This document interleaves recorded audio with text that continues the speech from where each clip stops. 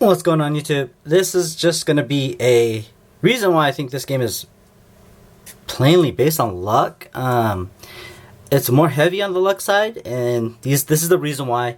Don't get angry. I mean, this is just my opinion. Again, soon when I decide to open up a shop, I will be growing this game. I do like the game, but I think we need to address a couple of the key factors of what makes this game not as prominent as the others, right? So we're going to use a Yu-Gi-Oh term, the unbreakable board, right? So I'm going to put down my board. Boom, boom. This is my unbreakable board, 100%. Let me go level 3, right? I like this board. This is how, if I was playing and I had this set up, this is going to be a very strong board for me.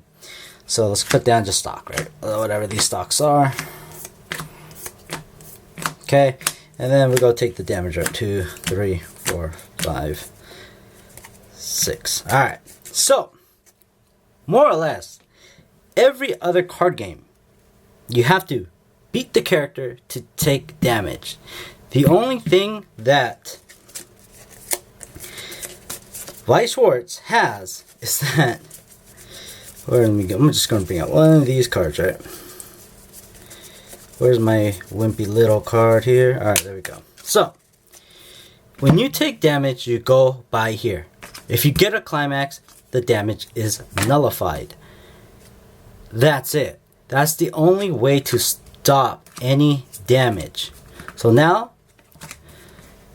if I have 3 of them in here, I know that for a fact. So now there's only a total of 5 left on the deck. Let's say it's 2 is in here. Now I have a total of 3. 3 divided by that, that's the percentage chance that you're going to get a block. That's the problem. That's why a lot of people will say it's sheer luck. Because, okay, 4, right? Okay, damage, done. The thing is that, like, MTG, Yu-Gi-Oh! Yu-Gi-Oh's Unbreakable Board, all that stuff, you have to be able to beat the monster or the person you're facing to take the damage. Pokemon, I think Dragon Ball Super, same thing. The choice is when MTG choose who you're going to block. Who's going to block the character. If you can't, if it's flying, whatever it is, that's how you're going to take your damage. But you choose. You're choosing the right motion, right? Yu-Gi-Oh! Same thing. Hand trap. Bam! Boom. You're done. Win. Now, if there's a way of snaps, I have, let's say, you know what? We'll bring out, let's say we have, I just opened these, so let's say we have something like, I don't even have the cards right now. So, let's say we have a birdcage on the other side. Peachon's backup is very strong, right? I shouldn't take damage if that birdcage cannot beat my character. The thing is, like, when I showcase this kind of a board, right, I'm just 1 HP left. They're probably at level 2. And you're like, alright, cool, I have a board to stop these guys with. And that's the problem. If you bring out a board like that, boom, I'm going to bring out this character. Oh, you know what? I'm going to attack, reverse my character. I'm going to flip. Alright, well, you take 1 soul damage, alright? If this doesn't come up, I'm dead. Regardless, right? Pure luck. If any other card now comes up, right? And that's the problem with this game. A level 0 could just come up. I have the most unbreakable board. Now, we're going to have the right thing. I'm going to attack and I'm going to reverse this card. You're going to take 1 damage because I didn't pull anything. Boom. Now I'm dead. Right? But that's a level 0 and I just set up my board. And that's the problem with this particular game. Yeah, you can talk about, I guess the compression was where you know exactly your mathematical terms of, and you know, I'm Asian, I do know math. But in general, knowing percentage, again, it's not, you're not physically saying, alright, I'm going to take the damage and you know what, we're going to go ahead and use, where's my peach on it? I'm going to back up this one. I don't want to take damage from that character because I'm going to die. And that's the whole thing here. When it comes down to this particular game, that's the only notion that it's random, and that's why it's pure luck. When people say, you know what, this is a game based on luck. It's because of the damage portion. Like I said, if you have an unbreakable board, any card game, you're gonna win 9 times out of 10. You know, unless you come out with the heart of the card. Bam! You got something. Or, again, luck, right? Where's all my stuff? Your luck. You go, oh, 1, 2, 3. Oh, I'm gonna live again. Oh, I'm super lucky. Because it's luck based on that. Right? Unless you're cheating. Plain and simple. Unless you're cheating.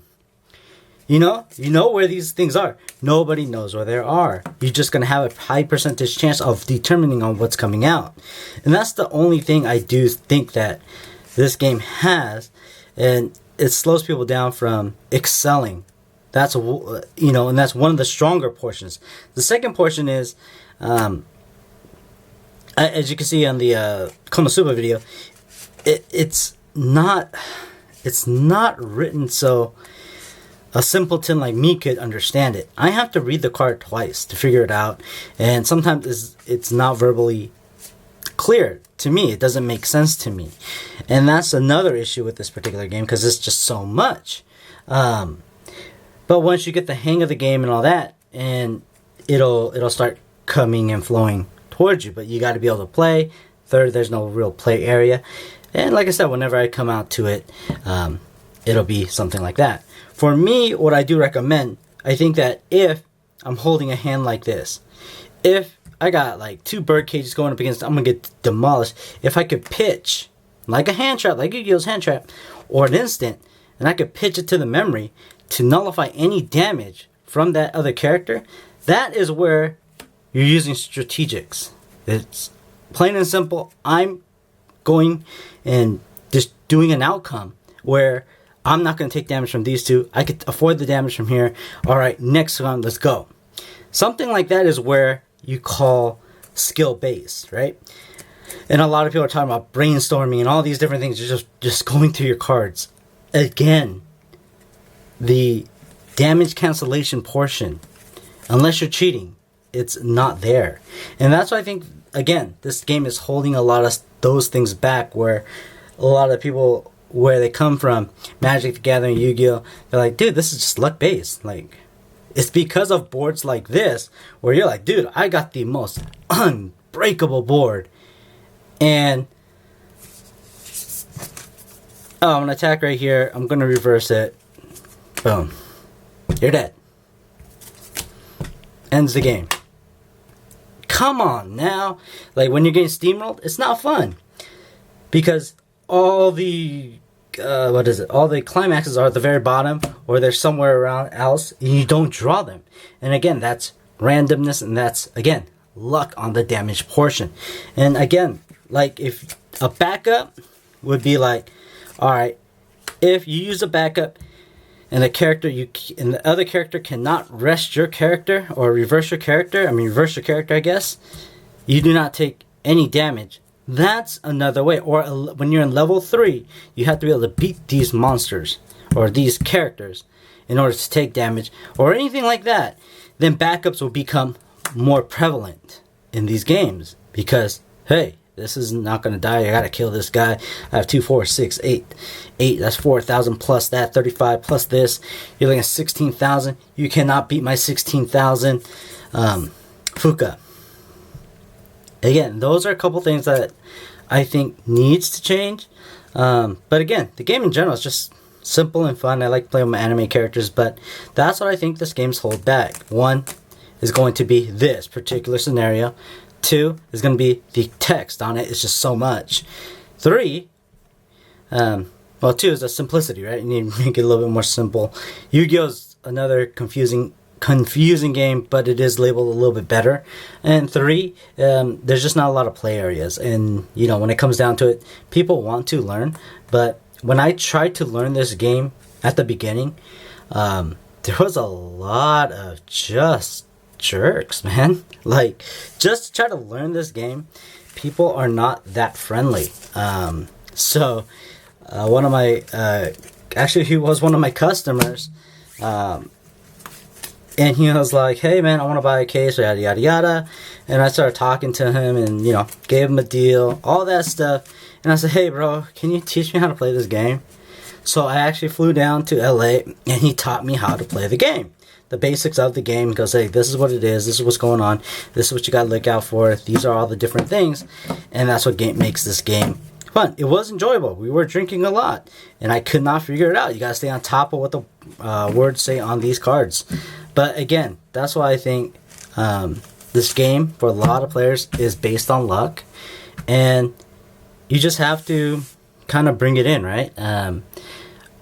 Again, there's going to be, with the newer sets, they're just explosive on power. There needs to be a fine line between old school and new, because Idol Masters, Nisekoi, all those cannot battle freaking Konosuba, AOT. They're just dominant. And the reason, it's just the firepower output that they do is just insane.